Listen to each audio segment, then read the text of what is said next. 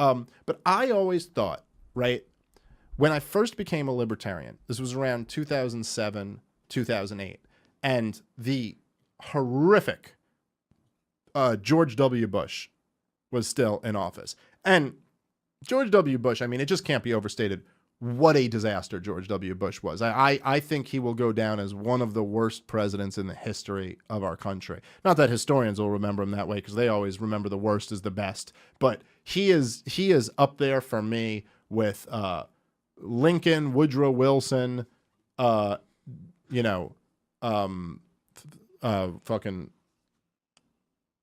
Truman, LBJ. Like, he's up there with the worst of the worst presidents. I mean, this is a guy who did everything wrong. He exploded the size of government, exploded the debt, launched the most disastrous war that led to all these other wars in many ways. Just shredded the Constitution, instituted torture, just a nightmare. And the left was, generally speaking, very anti-Bush. And I remember thinking back then, even when Obama first got in, I used to think from the libertarian perspective that the left was a little bit better than the right. And the reason I thought that was because I looked at it like this. Well, I said, number one, they're generally speaking on the right side of the most important issues. So to me, the most important issues would be like being anti-war, being anti-non-violent people being locked up in cages. And more or less, I mean, if you talk to someone on the left about that, they'll be somewhat sympathetic to you about that, whereas the right cheers those things on. So even if I agree with the right on the minimum wage, the left is really on board with the really, really important stuff. And I always felt, just on a base level, I felt like it was kind of like the left misunderstood what government was. And so the left would always think of government as like the referee in the game, the person looking out for us, the guy writing the rules to, just kind of curb the excesses of capitalism. And it would be like, no, you're wrong. Like, you're just wrong about what government is. Government isn't the referee in the game. Government is a bunch of people holding power who are bought off by people in the game to write rules in those people's favor. Like, you're getting this wrong. You'd be like, no, government is force. Government is a bunch of people using force over you. The right, on the other hand, seemed to recognize that government was force, and they liked it. So they were like into government being force. So the right wing would always be kind of like, if you're like, hey, we're going to go bomb this country, they'd be like, yeah, got to go bomb this country. Or you were like, oh, there's a cop who's going to break his fucking club over someone's head. They're like, yeah, let's do that. And then if you were like, also, we're going to give out food stamps, they'd be like, wait, what? No, that's not what government does. Government's for. So I always thought that was more evil.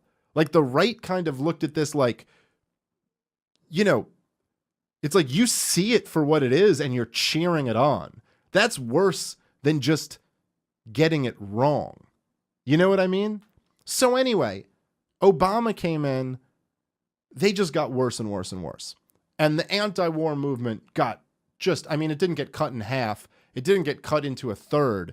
It got cut into a fraction. I mean, there was no anti-war left-wing movement to speak of. Few people, not saying they don't exist, that were still principled, but in general, from what it was under Bush to Obama, it was like nothing. And when Trump got in, I thought, and you can go back and listen to the podcasts, when Trump first got in, I was open to the idea that the left would get better. I saw how much worse they got under Obama. And I was like, when it was their guy in there, like, they all couldn't criticize him. And especially there was just something about Obama where it's part of him being like the first black president. And so much of the left's self-identity is that we're the not racist people, that they just couldn't bring themselves to be against that guy. He was also incredibly charismatic and smooth and all these other things. So I saw what Obama did to him, but then I thought, well, now that Trump's getting in there, maybe they'll get better. Maybe they'll be more quick to be like, oh, you know what, like that, no, Trump just drone bombed someone? Well, forget Obama drone bombing someone. Trump did it. Then it's fucking murder. Maybe they'll be anti-war again. Maybe they'll kind of go back to some of these good positions. And then, of course, as we've seen over the last couple of years, man, like, they've just gotten crazier than ever. They're actually worse than ever. It's not like they even got 1 inch better. They got far, far worse. And now they're championing the CIA and all this Russia conspiracy stuff.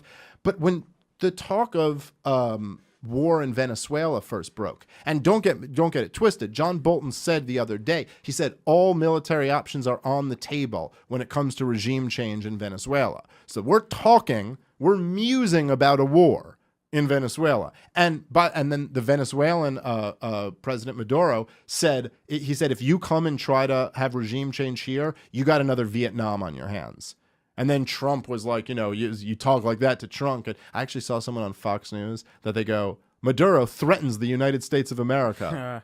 And you're like, only in fucking Warhawk land is someone saying, if you come here, you will have a war on your hands, being like, they threatened us with war if we go over there. Anyway, but when talks of war with Venezuela started, because here was my thinking more or less, right? I still felt like the reason they can't say, hey, Trump is guilty of crimes against humanity for what he's doing in Yemen. Donald Trump should go to jail for that. How about all these people who want Donald Trump to go to jail? How about that? You're supporting a genocide in Yemen. How about look at that? But you won't hear mass calls of that from the left. And why? To me, the answer is obvious. Because it started under Obama. So if they were to call him out for that, then you'd have to also say, oh, and by the way, Obama belongs in a jail cell as well. I mean, really, the first black president who you said was the greatest president ever and all that focus. So, scandal-free Obama, scandal-free. He murdered some American citizens and started 4 wars, but, scandal-free. But so that was kind of my thinking. So when Venezuela came up, I was like, well, this is interesting because this is, if we were to go to war in Venezuela, this is Trump's war. Like, he owns this. This didn't start under Obama. This didn't start under George W. Bush. This isn't a war that he's continuing. This would be Donald Trump-led war. And it's against a socialist country. The left loves socialism. So I was like, maybe this would actually get, like, anti-war people, like, big again. Not just the few on the left who were anti-war this whole time, but maybe, like, a big anti-war movement because you could, like, converge, just make it anti-Trump. Make your anti-Trump movement this, right? And I've been reading all this stuff over the last week, and it's like the people have been so poisoned by this, like, Donald Trump moment that they're actually saying that if he doesn't go in war with, so basically Russia likes Maduro because he sells them oil. So they're saying now that if he doesn't go to war with them, he's basically a puppet of Putin. So they've been so brainwashed by this Trump-Russia bullshit that now they would actually cheer on a war against Venezuela because it would be confronting the Russians and because this is what the deep state's telling us to do. So this was, to me, almost like the last gasp of any hope that something good would come out of, like, the mainstream left from Trump being president. It's like Obama broke their principles and Trump broke their brain. They have no principles and now they can't even think anymore. So they're just so obsessed with this whole, like, Russia-Trump thing that it's like, if we don't go to war in Venezuela, well, that's just proof that Donald Trump's a Russian puppet. See? He won't even take out one of the leaders that they like. So anyway, in closing, all hope is lost for the left. They cheer for war and they want to murder babies. I don't think I'm being unfair. I'm not even, by the way, neither of those statements is exaggeration or hyperbole. They are cheering for wars and advocating the legalization of baby murder.